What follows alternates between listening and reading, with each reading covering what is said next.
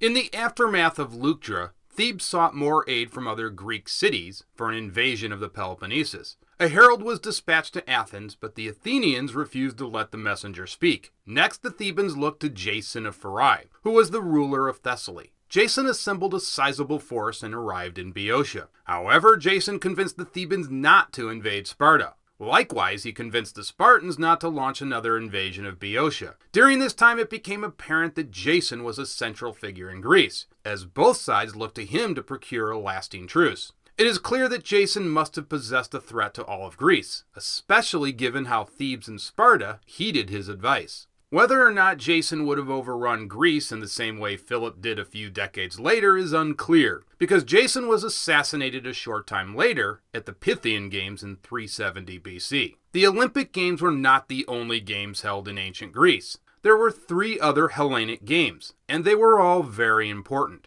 One of these events, the Pythian Games, was held right at Delphi. It was on this spot that the god Apollo had, according to legend, killed the mythical serpent called the Python. However, Zeus was outraged, and Apollo, in an attempt to appease Zeus, created the Pythian Games. Unlike other games, the Pythian Games held musical contests in addition to athletic contests. So it was sort of the best of both worlds. Similar to today, many ancient rulers and cities used athletic events to project their power. Therefore, Jason decided to run the games himself. Jason even issued a proclamation that a golden wreath would be given to the city that produced the finest bull to head the procession in honor of Apollo. But Jason's moment of glory came to a quick and bitter end when, at an event, 7 men rushed Jason and stabbed him multiple times. Jason was dead before his bodyguard could even arrive. Xenophon writes, quote, "The whole incident proves clearly that the Hellenes stood in much alarm of Jason. They looked upon him as a tyrant in embryo." Alright, so with Jason out of the way, Athens was anxious to maintain the previous peace treaty that had been in place before the Battle of Leuctra. This wasn't really a new treaty, it just reaffirmed the contents of the old treaty, before the Battle of Leuctra.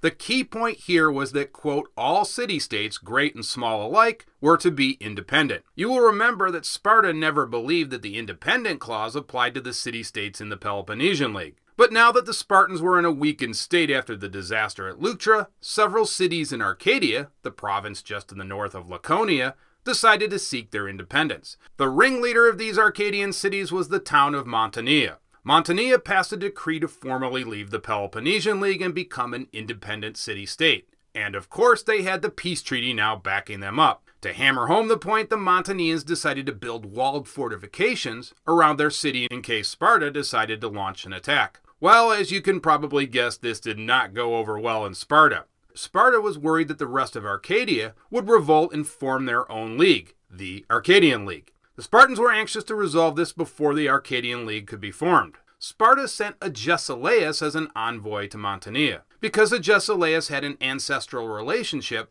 with the city of Messenia. So the thought here was that he just might be able to convince the Messenians to remain in the Peloponnesian League. Agesilaus politely asked the Messenians to at least temporarily halt their work on the defensive walls, and that the fortifications could only be built after receiving permission from Sparta. The magistrates at Messenia stated flatly they could do nothing since the decree to build the wall had been passed by the entire city. This created a serious dilemma for Sparta, since technically the Messenians had every right to build the wall. Xenophon states, quote, the peace was based upon the principle of autonomy. And so just what the Spartans feared would happen, happened. Other Arcadian cities began to revolt. The most notable was Tegea. Now this was a problem for Sparta because Tegea was situated directly on the road to Sparta, and therefore the town was vital to Sparta's overall defense strategy. You'll remember a long time ago when I did that video on Sparta, I mentioned that the Peloponnesian League was really a gigantic buffer zone, a buffer to protect Sparta from outside threats. And if that buffer was eliminated, Sparta itself would be directly exposed. Now, in Tegea, there was a bitter dispute about which side to choose. One party supported remaining with Sparta, and another party proposed leaving the Peloponnesian League altogether, and forming a confederation with the other Arcadian cities, including Messenia. When the negotiations broke down, an all-out civil war broke out with the pro-Spartan party forcing the anti-Spartan party to retreat to the walls that faced Messenia.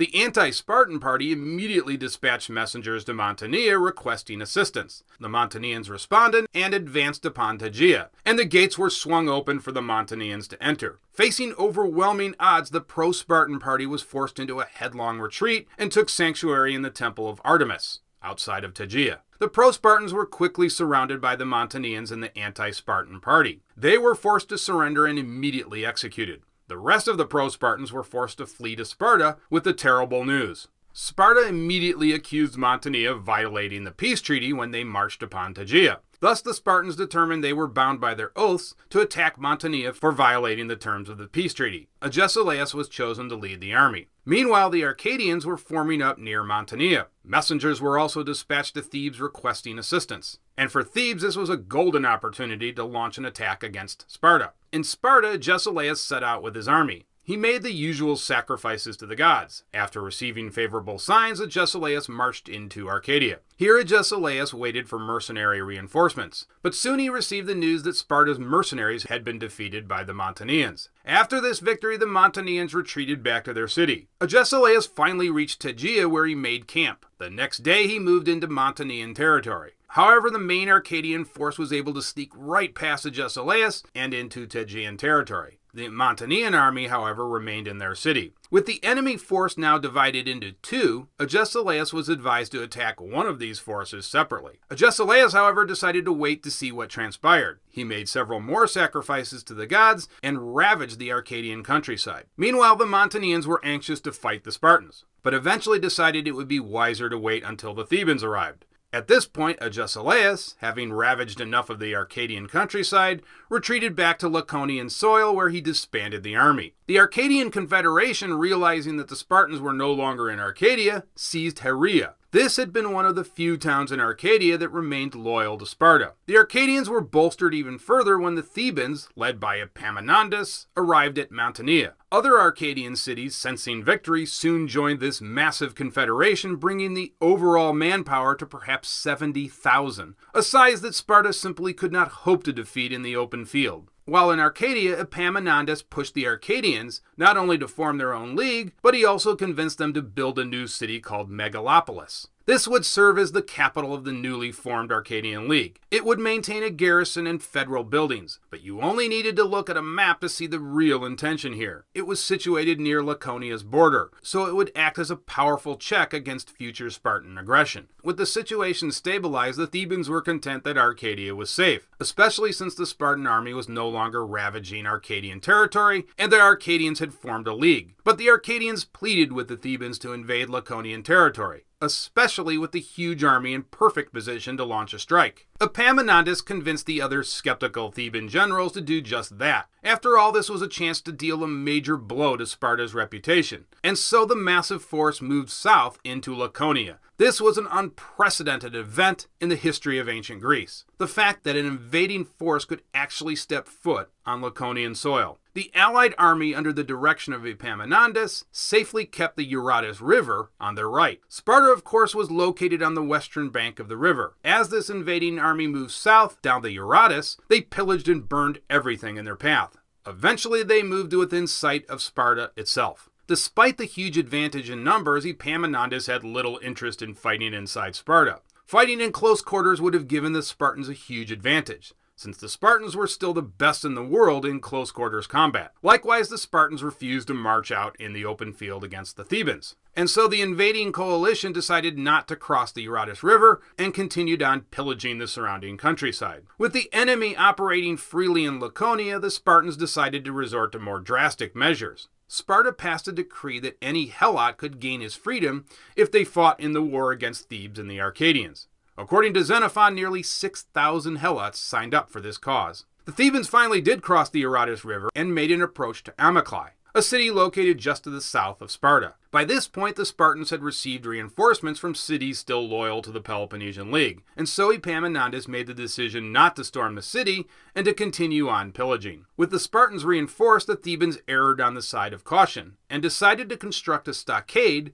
made up of the fruit trees they had just cut down. But the Arcadians, fresh with renewed confidence, continued on ravaging Laconian territory. As a result, the Arcadians became more and more careless. This gave the Spartans an opportunity to launch a surprise attack against the overconfident Arcadians. The Theban army, according to Xenophon, did nothing to hinder the Spartans, and remained in their camp. Eventually, all armies returned to their respective camps. The Thebans and Arcadians eventually broke camp and marched even further south, to the unwalled city of Gythium. This was Sparta's all-important port city. The Thebans and Arcadians laid siege to it for 3 brutal days, and actually briefly captured the port. But the Spartans were able to take it back a few days later. The news of these ongoing events in Laconia disturbed the Athenians, who were not anxious to see Sparta destroyed, especially since this would have greatly benefited the increasingly powerful Thebes. Therefore, the Athenians decided to let Spartan envoys speak on the assembly floor. The Spartans reminded the Athenians that after the Peloponnesian War, it was the Thebans who had wished to raise Athens, but that it was the Spartans who made the ultimate decision to save Athens. Although there was some initial dissension, the Athenian assembly decided to send military aid to Sparta. Iphicrates was selected to lead the Athenian task force.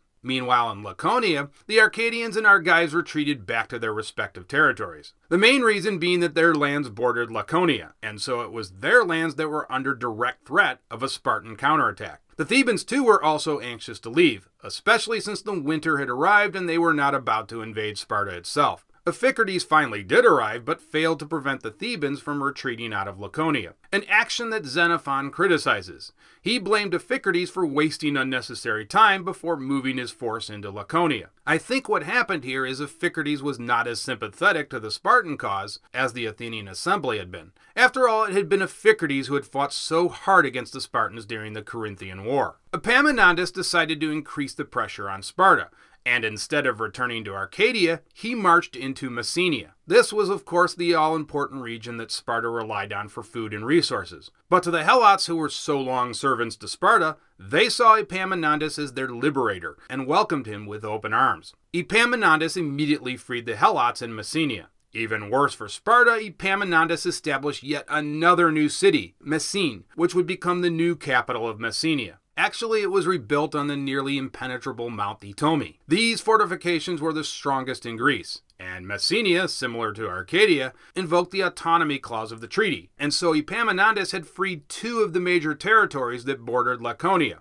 Although Epaminondas never captured Sparta, he indirectly did untold amounts of damage to Sparta's grip on the Peloponnesus. But perhaps no other action was more damaging to Sparta than the loss of Messenia. This would make it practically impossible for the Spartans to rebuild their army, since it relied so heavily on the output of the Helots in Messenia. So Epaminondas quite clearly favored an indirect approach in the war against Sparta, and so cutting off Sparta from her resources was the master plan. When Epaminondas returned to Thebes, he was actually brought up on charges that he had illegally extended the terms of other Theban generals. This was necessary since the Theban army had been deep inside Laconian territory. The charges, however, had been arranged by his political enemies, and they were quickly dropped, and Epaminondas was re-elected as general for the year 369 BC.